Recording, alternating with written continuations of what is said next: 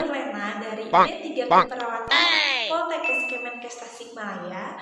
Di sini saya akan melakukan penyuluhan tentang perilaku membuang sampah pada tempatnya. Tujuannya adalah supaya teman-teman yang nonton video ini dapat mengetahui tentang pentingnya membuang sampah pada tempatnya dan mampu mengaplikasikannya dalam kehidupan sehari-hari. Gak lupa terima kasih juga kepada teman-teman yang sudah menonton video ini. Jangan lupa tonton sampai habis ya. Berhubung dengan perilaku membuang sampah, di sini saya akan menjelaskan tentang yang pertama, pengertian pembuangan sampah, yang kedua, jenis-jenis sampah, yang ketiga, dampak sampah terhadap manusia dan lingkungan sekitar. Yang keempat, hal-hal yang harus diperhatikan dalam membuang sampah. Yang kelima, manfaat membuang sampah pada tempatnya. Yang terakhir, yang keenam adalah mendaur ulang sampah berdasarkan jenis.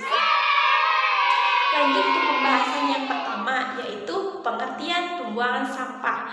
Pembuangan sampah adalah semua zat atau benda yang sudah tidak terpakai lagi, baik berasal dari rumah-rumah maupun proses industri.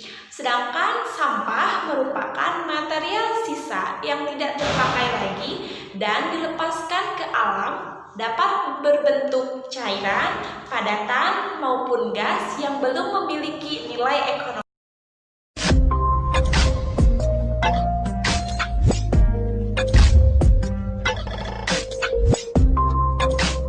Pembahasan yang ketiga yaitu dampak sampah pada manusia dan lingkungan sekitar. Dampak sampah bagi manusia adalah dapat mempengaruhi terhadap kesehatan, yaitu dapat menyebabkan beberapa penyakit. Yang pertama, penyakit diare, kolera, tifus yang menyebar cepat karena virus yang berasal dari sampah dengan pengelolaan yang tidak tepat bercampuran dengan air minum. Yang kedua, penyakit jamur dan dapat menyebar, contohnya seperti jamur pada kulit, gatal-gatal seperti itu juga disebabkan oleh pembuangan sampah yang tidak baik. Yang ketiga adalah cacing pita. Penyakit ini dapat menyebar melalui rantai makanan yang sebelum masuk ke dalam pencernaan binatang ternak melalui makanan yang berupa sisa makanan atau sampah.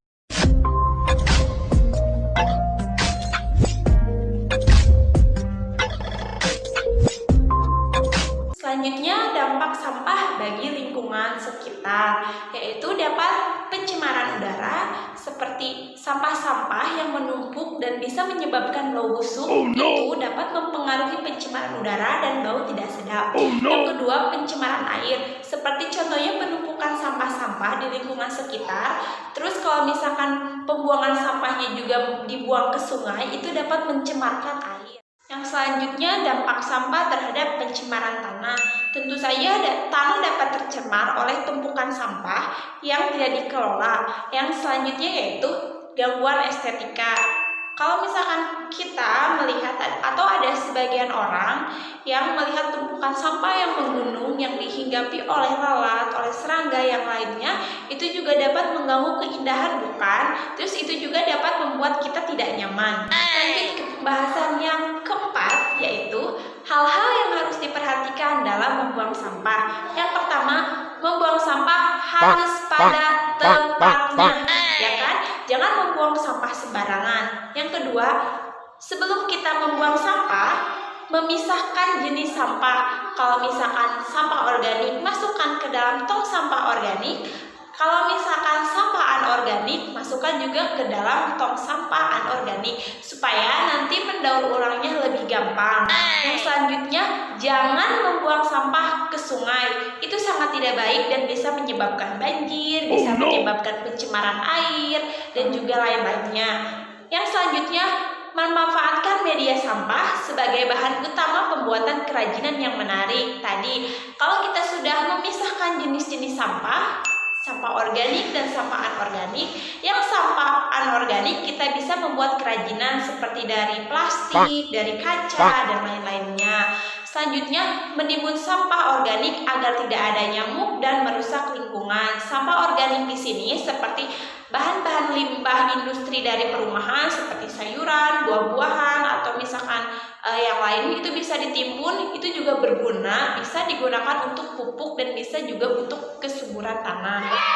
Selanjutnya, materi yang kelima yaitu manfaat buang sampah pada tempatnya. Yang pertama, menjaga kebersihan. Jelas dong kalau misalkan kita semua sudah bisa melakukan membuang sampah pada tempatnya, kebersihan akan bersih, sampah tidak berserakan lagi dan tidak ada bibit penyakit, tidak ada serangga.